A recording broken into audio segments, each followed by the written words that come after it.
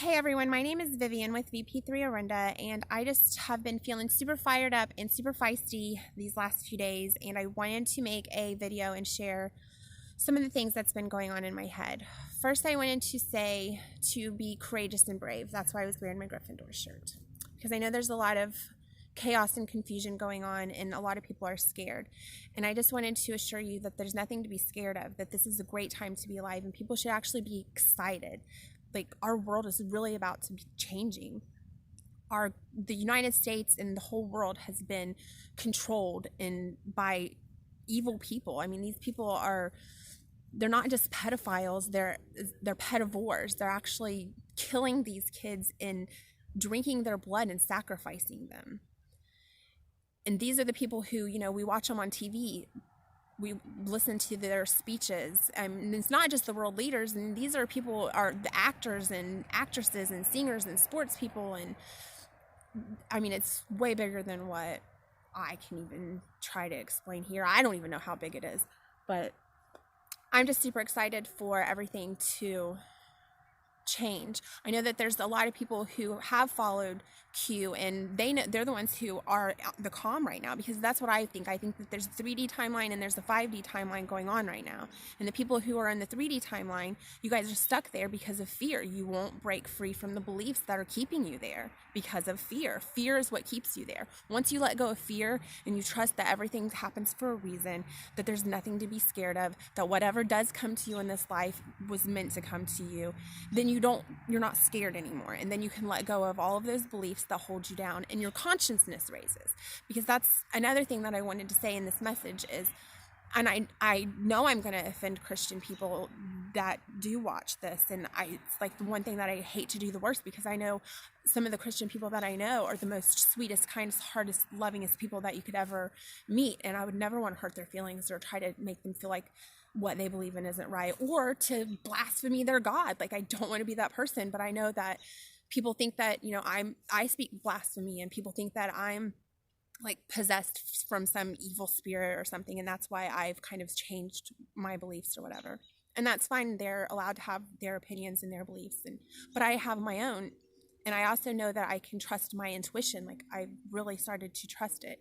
And not only that, it's just but this video isn't like a haha, I was right about Q and you were wrong. That's not what this video is about. This was just more like to the people who don't know what's going on, that our world is, controlled by these evil people, and Trump has been trying to stop that. He said he was going to drain the swamp, and here he's actually doing it. And I know a lot of people said, well, what took so long? But when you guys realize how much evil was controlling this world, you'll realize what took so long and why it had to be the way that it has to be. But I also believe the whole coronavirus, I feel like it is true. It is a real disease, but I just don't think that it will affect you if you don't fear. I think that this is like a test for us right now. I almost feel like these are the end times, and this is like a tribulation period for us, and we're going to be tested on how much faith we have, how much love we give others, how giving we are, how much we share. But we're also going to be judged on how much fear you have, how inconsiderate, how selfish you are. Communities are going to have to come together, and neighbors are going to have to start talking and loving each other if things get really bad, where there's not going to be food and stuff like that. And I'm not saying that that's going to be how it is. I think that things are going to be awesome. Like I said, I'm super excited, and I just am waiting for super awesome things. But the Christian background that I do have in the end times, which I believe that we're living through right now, there's the tribulation period, and it's supposed to be super bad. It's supposed to be super hard. And I know I had a bunch of, when as a kid and growing up, thinking what it would be like and the different things that would happen. And I remember telling my kids, like, there could be a day that they'll line people up and they'll tell you, do you believe in God? Do you believe in Jesus? And they'll say, no. or they'll say, yes, they do, and they'll get their head chopped off. And then by the time it gets to you, you're going to say that, no, you don't believe in him because you don't want your head chopped off. And I would tell my kids, make sure you say you do. And then here we are now, I'm like changing everything about everything. And that's what I know is like for the Christians, it's so hard for them to question that stuff because you feel bad. I know going to church, I had a pastor who would say some horrible things behind the pulpit, but yet you didn't want to question him because you're not supposed to question a man of God. Or people would talk in tongues and it would be like really weird and kind of confusing and stuff, but my pastor taught that was the one sin that you couldn't be forgiven for, was blasphemy against the Holy Ghost. So then you sit there and you don't question it, but that's how they get you. They tell you these things and they teach you, and just because your grandma taught you and her grandma and her mom and her grandma and all of these generations taught you, it doesn't mean that it's real. It's time to break free from what they programmed us to believe to control us and start thinking for yourself, because God is in our head. He's like part of us. He's not in the sky and you have to ask Jesus in your heart to forgive you and then you'll be connected with God one day. That's not how it works. God is in you. You're part of God. All you have to do is raise your consciousness and figure it out. Well, I just wanted to make a little bit of a video. I had a couple things I was going to talk about, just these books that I had came across recently, cleaning off bookshelves. And it's just for an example of, what's going on in our world, and then they write books about it, or movies, like the Monsters, Inc. Here, this movie is about these doors and these monsters that go in and scare kids while they're sleeping. And then there's literally people out there that love to torture kids and kill them and drink their blood. But yet they're selling us movies to go take our little kids and go have fun watching while they're doing this evil, crazy, sick shit. And then there's this book that I read years ago. My daughter's friend had talked about it, and I thought, oh my God, that sounds so crazy. I had to read it for myself. And it's 13 years old. Once your child becomes 13 years old, if they're rebellious and they don't listen to you, you can send them and have them unwound, which means you would have them dissected and their body parts be given to other people for stuff. And then there's this book that I came across as well that I remember seeing it in Walmart and I had to get it. I've always loved vampires, and I've always been kind of obsessed a little, I guess, with Abraham Lincoln and JFK because of them getting assassinated as presidents. As a little girl, when I learned that, I knew then that if there was power and money, if there was corruption and you couldn't trust our government.